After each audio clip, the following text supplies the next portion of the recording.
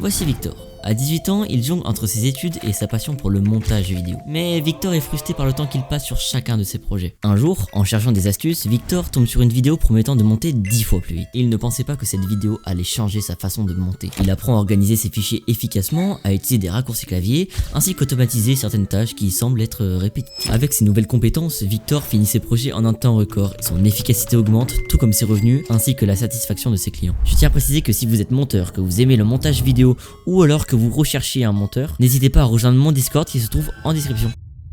Et donc salut tout le monde, comme vous l'avez compris, aujourd'hui on va voir comment monter vos vidéos 10 fois plus vite. Que vous soyez débutant ou alors déjà pro, ces conseils vous seront utiles et vous feront gagner un temps précieux. Pour ce, on va pas perdre plus de temps, c'est parti pour le premier conseil. Comme astuce numéro 1, je vous conseillerais d'enlever toutes les sources de distraction présentes dans votre pièce lorsque vous effectuez un montage. Pourquoi, me direz-vous? Pour monter efficacement, il faut être dans sa bulle. Et avoir toute forme d'objet connecté à portée de main est une source de distraction, donc forcément dans le montage, un montage où on passe plusieurs heures parfois, plusieurs jours même, forcément il y aura des moments où on sera un peu moins motivé, où on aura tendance à regarder les notifications, à jouer avec une boîte d'AirPods, je dis n'importe quoi, à regarder l'heure avec une montre tout simplement. Donc le conseil que je peux vous donner, c'est à la fois de mettre votre téléphone en mode avion ou éteint, puis de le ranger et essayer de couper toutes les notifications qui pourraient vous gêner lors de votre montage. Également, ce que vous pouvez faire si vous habitez encore par exemple chez vos parents, vous pouvez les prévenir que vous avez besoin d'un moment de calme pour éviter d'avoir tout simplement des moments où vous serez interrompu lors de votre montage. À chaque fois que vous êtes interrompu, vous cassez votre rythme et donc pour se remettre dans le rythme à chaque fois, ça prendra du temps. À savoir que le but d'un monteur vidéo, d'autant plus un monteur vidéo freelance, est d'avoir un bon taux horaire. Donc les gars, l'efficacité c'est vraiment la priorité numéro 1.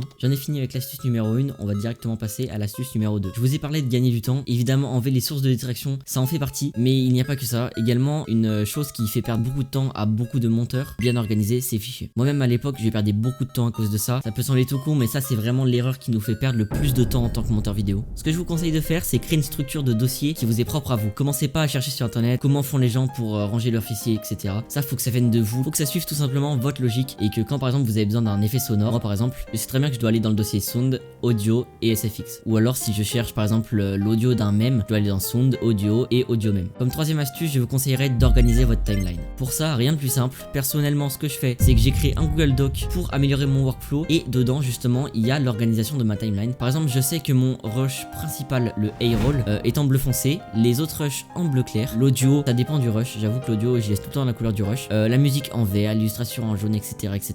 Au début, ça vous semble bizarre, vous devrez regarder votre Google Doc, mais à force de faire des montages, ça va être un automatisme et notamment, ça vous servira surtout sur les projets où vous aurez une timeline très chargée. Avec les couleurs, vous allez directement pouvoir vous y retrouver plus facilement. Pour ce qui est de la quatrième astuce, elle me semblait plutôt logique, mais je tenais à le rappeler, c'est de surtout pas garder les raccourcis clavier de base. Pour le coup, j'ai pris les raccourcis de Sam et Twitch, donc ça c'est vraiment quelque chose que je vous conseille. Parce que mine de rien, on peut se dire, oui, si j'utilise W à la place de Q, ça va me faire perdre une seconde, c'est rien et tout, mais les gars, sur tout un montage, sur un rush de 2 heures, ça vous fait gagner un temps monstrueux. Également, quelque chose qui a sauvé mon workflow, c'est l'utilisation des presets.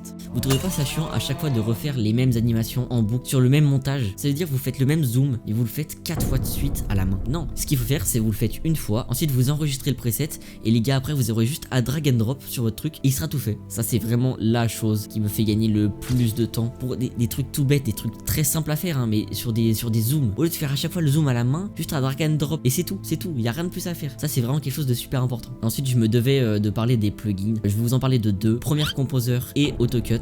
Donc qu'est-ce que AutoCut? AutoCut, bah comme son nom l'indique, à la base ça vous fait gagner un temps monstre sur votre dérush. En gros, il analyse automatiquement votre séquence et coupe automatiquement les moments silencieux ou qui ne sont pas intéressants. Parce que oui les gars, dans AutoCut, il y a par exemple un auto b-roll, un AutoCut, un truc pour enlever les répétitions, les bruits parasites, etc. Et ensuite je vous conseille également le plugin Premiere Composer. Je vais pas trop détailler ce plugin les gars, je suis désolé. Cette vidéo n'est pas là pour présenter ce plugin, mais plutôt pour vous présenter un grand nombre d'astuces pour essayer de vous faire gagner du temps. D'ailleurs, j'en profite, si vous avez des questions, n'hésitez pas à les mettre en commentaire ou alors à rejoindre mon serveur Discord qui se trouve en description. Pour la 7ème astuce, je vous conseillerais de réaliser votre montage par étapes. Qu'est-ce que j'entends par étapes? C'est donc paradoxalement de pas tout faire en même temps. Pas par exemple faire le dérush, ensuite oh j'ai une idée, je vais ajouter un SFX, hop je rajoute un SFX. Après ça mériterait d'un zoom, hop je vais mettre un zoom. Non, ça les gars, ça marche peut-être pour l'intro. Pour l'intro, j'avoue des fois je fais ça. Quand j'ai toute l'idée dans ma ma tête, mais si vous faites ça, la qualité de votre montage va se détériorer au fil de la vidéo. Croyez-moi, le spectateur s'en rendra compte. À la place, je vous conseille dans un premier temps de réaliser votre dérush. Ensuite, vous pourrez y ajouter vos zooms. Par la suite, les illustrations. Donc là, on s'attaque surtout à la partie visuelle. Et ensuite, on passe à la partie sonore. Donc ajoutez dans un premier temps les sound effects. Et ensuite, vous pourrez ajouter une musique. Faites-moi plaisir les gars de juste pas rajouter la musique telle qu'elle brute, mais plutôt l'adapter en fonction de la vidéo. Adapter le volume. Par exemple, quand il y a des blagues ou quand il y a des instants de malaise, la couper. Voici un exemple. Le tiramisu est là, je le jette.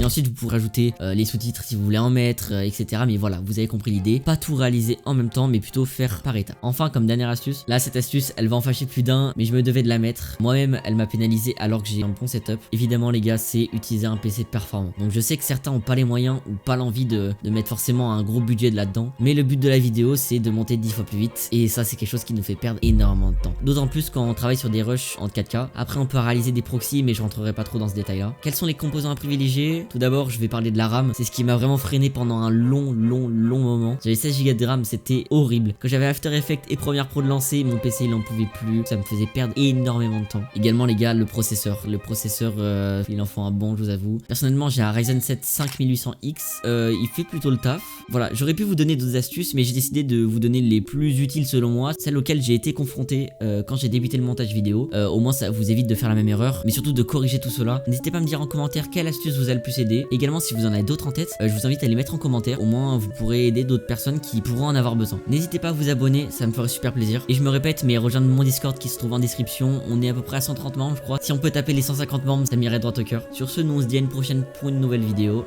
Salut!